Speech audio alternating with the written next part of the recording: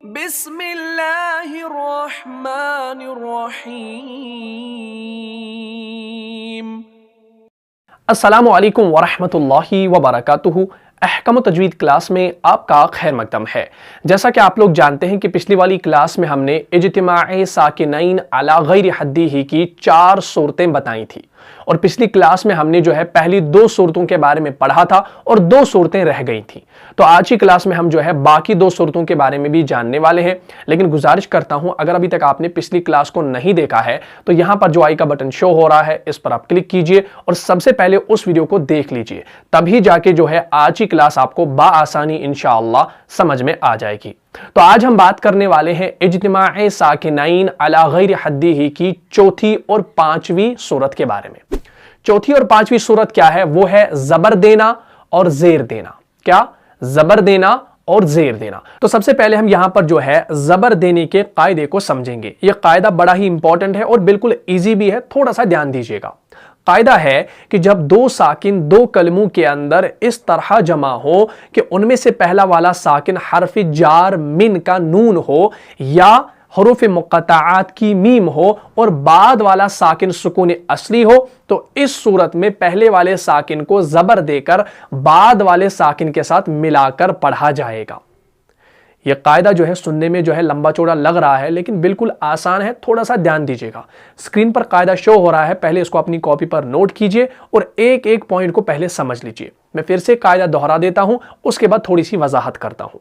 قاعدہ ہے کہ جب 2 ساکن 2 کلموں کے اندر اس طرح جمع ہو کہ ان میں سے پہلا والا ساکن حرف جار من کا نون ہو یا حروف مقطعات کی میم ہو اور بعد والا ساکن سکون اصلی ہو، تو اس صورت میں پہلے والے ساکن کو زبر دے کر بعد والے ساکن کے ساتھ ملا کر پڑھا جائے گا۔ ٹھیک ہے جی؟ اب میں تھوڑی سی وضاحت کر لوں۔ قاعدے نے ہمیں بتایا کہ جب 2 ساکن 2 کلموں کے اندر اس طرح جمع ہو کہ ان میں سے پہلا والا ساکن حرف جار من کا نون ہو، حرف جار من کا نون ہو۔ حرف جار من من حروف جار میں سے ہے۔ حروف جار ان حروف کو کہتے ہیں جو زیر دیتے ہیں۔ کیا دیتے ہیں؟ جو زیر دیتے ہیں۔ فار ایگزامپل اگر یہ من کسی جملے کے اندر آئے گا، کسی جملے کے اندر اگر من آ گیا تو یہ بعد والا جو لفظ ہوگا اس کے آخر میں جو حرف ہوگا اس کے نیچے یہ زیر دے گا۔ کیا دے گا؟ زیر دے گا۔ یہ عربی گرامر کا قاعدہ ہے۔ جیسے میں آپ کو ایک مثال دوں، جیسے ہم کہیں گے آسمان سے بارش اترتی ہے، تو ہم کیا کہیں گے؟ ہم کہیں گے ینزل المطر من السماء، ینزل المطر من السماء، آسمان سے بارش اترتی ہے۔ ٹھیک ہے جی؟ تو یہ جملہ آ گیا ایک۔ تو اس کے اندر من کا جو لفظ ہے نا، یہ حروف جار میں سے ہے، تو اس نے السماء، سما کے آخر میں حمزہ کے نیچے اس نے کیا دے دی؟ زیر دے دی۔ کیوں زیر دے دی؟ کیونکہ السما سے پہلے من ہے، یہ حروف جار میں سے ہے۔ جر کہتے ہیں کسرہ کو، جر کہتے ہیں زیر کو، تو حروف جار کہتے ہیں جو زیر دیتے ہیں۔ ٹھیک ہے جی؟ سمجھ آ گیا؟ جیسے قرآن کے اندر آپ کو میں مثال دوں، قرآن کے اندر ہے نا سورہ اسراء کے اندر سبحان الذی اسرا بعبدہ لیلا من المسجد الحرام، من المسجد الحرام، تو مسجد کے دال کے نیچے زیر کیوں آئی؟ کیونکہ مسجد سے پہلے من آیا۔ من یہ حروف جار میں سے ہے۔ تو قاعدے نے یہی کہا کہ پہلا والا ساکن حرف جار من کا نون ہو، من کا نون ہو یا حروف مقطعات کی میم ہو۔ حروف مقطعات کی میم سے مراد، دیکھیں حروف مقطعات آپ جانتے ہیں، عین سین قاف، کاف ہا یا عین صاد، یا سین یا ہا میم، ٹھیک ہے، طہ، نون، قاف وغیرہ وغیرہ، یہ حروف مقطعات ہے۔ تو میم کس کے اندر پائی جاتی ہے؟ الف لام میم، الف لام میم ذالک الکتاب، الف لام میم اللہ لا الہ الا ہو۔ تو الف لام میم کے اندر میم پایا جاتا ہے۔ کلیئر ہو گیا؟ یہاں تک سمجھ میں آ گیا؟ تو قاعدے نے کیا کہا؟ جب 2 ساکن 2 کلموں کے اندر اس طرح جمع ہو کہ ان میں سے پہلا والا ساکن حرف جار من کا نون ہو یا حروف مقطعات کی میم ہو اور بعد والا ساکن سکون اصلی ہو۔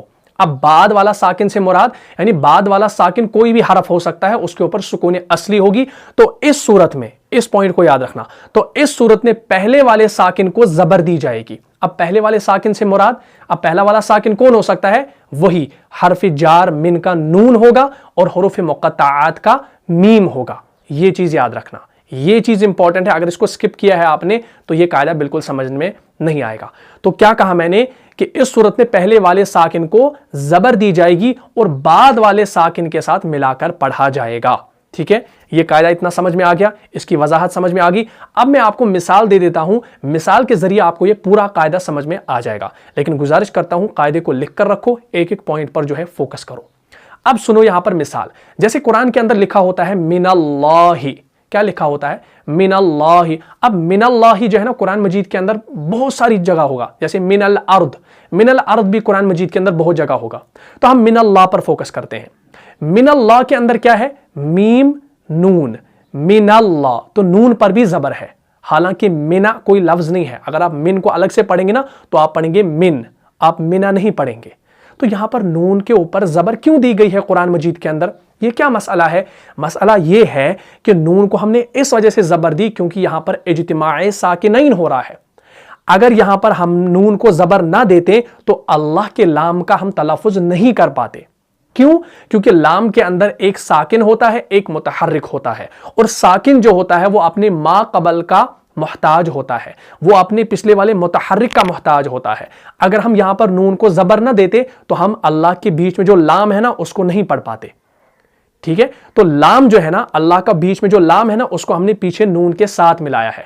نون کے ساتھ کیسے ملایا؟ کیونکہ نون کے ساتھ اس وجہ سے ملایا کیونکہ نون کے اوپر زبر تھی. اگر نون کے اوپر زبر نہ ہوتی تو لام کو ہم نہیں ملا پاتے. کیوں؟ کیونکہ ساکن جو ہوتا ہے وہ اپنے پچھلے والے حرف کا متحرک کا محتاج ہوتا ہے. تو ہم نے اس وجہ سے نون کو یہاں پر عارضی زبر دے دی. کیا؟ عارضی زبر دے دی. تو ہم نے یہاں پر اس کا تلفظ کر دیا من اللہ, من اللہ. کیوں؟ کیونکہ یہاں پر اجتماع ساکنین ہو رہا تھا. اس وجہ سے قراء حضرات نے کہا کہ آپ نے پہلے والے ساکن کو عارضی زبر دینی ہے تو اس کا تلفظ ہو جائے گا, تو ہم اللہ کے لام کو صحیح طریقے سے پڑھ پائیں گے. اگر ہم یہاں پر نہ دیتے زبر تو ہم اللہ کو نہیں پڑھ پاتے, تو میننگ بالکل چینج ہو جاتا. اب رہی بات اس کے اندر میننگ چینج ہوتا ہے, میننگ چینج نہیں ہوتا ہے, یہ عارضی زبر ہے تاکہ ہم اس پورے سینٹینس کو پڑھ سکیں. ٹھیک ہے, جیسے من الارض, من الارض ہے نا, اس کے اندر بھی یہی چیز ہے, منا کوئی لفظ نہیں ہے لیکن نون کے اوپر زبر کیوں ہے؟ تاکہ ہم من الارض, ارض کا جو ہے لام پڑھ سکے. منل, منل, نون لام زبر نل, تو ہم لام کو تبھی پڑھیں گے جب ہم نے پیچھے نون کو زبر دینی ہو. تو اگر نون کو زبر نہ ہوتی تو لام کو نہیں پڑھ پاتے, تو من الارض نہیں پڑھتے, ہم پڑھتے من. لام کو کیسے تلفظ کرتے؟ لام کے اوپر جب سکون ہوتی, خالی حرکت کوئی نہ ہوتی, تو ہم اس کو لام کو نہیں پڑھتے. تو لام کو ہم نے پیچھے ملانا پڑتا ہے. جب پیچھے نون کے اوپر زبر تھی تبھی ہم نے لام کو پڑھا. اگر نون پر زبر نہ ہوتی تو لام کو نہیں پڑھ پاتے, تو الارض کا لفظ جو ہے وہ رہ جاتا. ٹھیک ہے, یہ چیز سمجھ لیجئے. جیسے سورہ اسراء کے اندر ہے سبحان الذی اسری بعبدہ لیلا من المسجد الحرام, من المسجد. اب من ہے نا, منل, منل, نون لام زبر نل, منل. لام کو ہم نے تبھی پڑھا جب نون پر زبر تھی. اگر نون پر زبر نہ ہوتی تو المسجد جو ہے نا لام نہیں ہم پڑھ پاتے. ٹھیک ہے جی, اتنا کلیئر ہو گیا. تو یہ ہو گیا من المسجد الحرام. تو یہ ہو گیا کہ ہم نے کیا کیا, حرف جار من کے نون کو زبر دے دی. کب؟ جب یہاں پر دو ساکن مل گئے الگ الگ کلموں کے اندر. پہلی مثال سمجھ میں آ گئی. اب یہاں پر دوسری جو مثال ہے وہ ہے حروف مقطعات کی میم کو زبر دینا. حروف مقطعات کی میم کو زبر دینے سے مراد یہ ہے, جیسے ہم پڑھتے ہیں نا الف لام میم اللہ لا الہ الا هو الحی القیوم, ایسے پڑھتے ہیں نا یہ سورہ عمران. تو جب ہم نے اس کو پڑھا تو ہم پڑھتے ہیں الف لام میم. تو میم جب ہم نے پڑھا, اصل میں میم کیسے لکھا جاتا ہے؟ میم یا میم, آخر میں کیا ہوتا ہے؟ میم ساکن ہوتا ہے. تو جب میم ساکن ہوا اس کے بعد اللہ کا لفظ ہے, اللہ کا الف لام کو چھوڑ دو, الف لام کیا ہو جاتا ہے؟ الف لام تو گر جاتا ہے.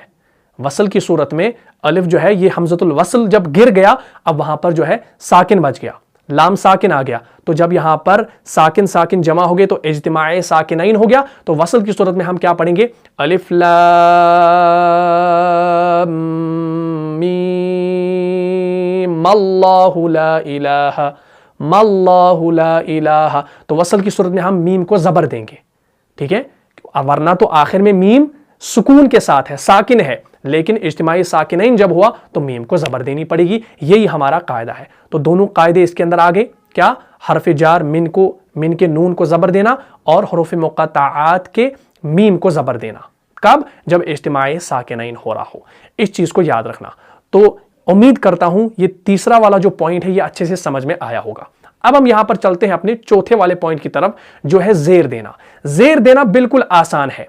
जेर देने के अंदर आपको जो है कोई जो है कायदा याद रखने की जरूरत नहीं है। अगर आपको पहले 3 कायदे याद हो चुके हैं तो जेर देना यह आपको समझ में आ जाएगा। तो जेर देने का जो कायदा है ये बिल्कुल ईजी है, बिल्कुल आसान है। थोड़ा सा ध्यान रखिएगा।